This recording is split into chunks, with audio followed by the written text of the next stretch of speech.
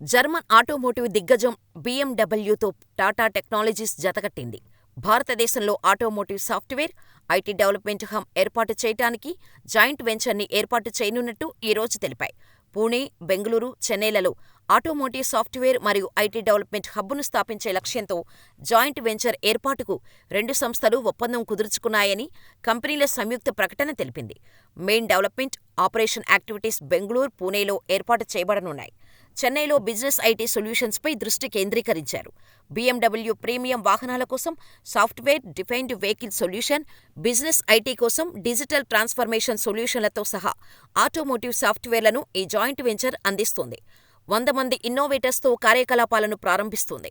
ఈ joint venture BMW యొక్క global network of software, IT హబ్లలో భాగమవుతుంది. బిఎండబ్ల్యూ గ్రూపుతో మా సహకారం ప్రపంచవ్యాప్తంగా ఉన్న వినియోగదారులకు ఆటోమోటివ్ సాఫ్ట్వేర్ మరియు డిజిటల్ ఇంజనీరింగ్లో అగ్రశ్రేణి పరిష్కారాలను అందించడంలో మా నిబద్ధతను ప్రదర్శిస్తోంది అని Tata technologies CEO MD Warren Harris అన్నారు. ఇంజనీరింగ్ ప్రీమియం ఉత్పత్తుల్లో బిఎండబ్ల్యూ గ్రూపుకు కంపెనీ సహాయం చేస్తుందని, వారి కస్టమర్లకు గొప్ప డిజిటల్ అనుభవాలను అందిస్తుందని, బిజినెస్ ఐటీలో దాని డిజిటల్ ట్రాన్స్ఫర్మేషన్ ప్రయాణాన్ని ముందుకు తీసుకెళ్తుందని ఆయన చెప్పారు. BMW group software and AE architecture senior vice president Christoph Grote మాట్లాడుతూ, టాటా టెక్నాలజీస్ సహకారంతో సాఫ్ట్వేర్ డిఫైన్ వాహనాల ప్రోగ్రాం మరింత వేగవంతమవుతుందని అన్నారు.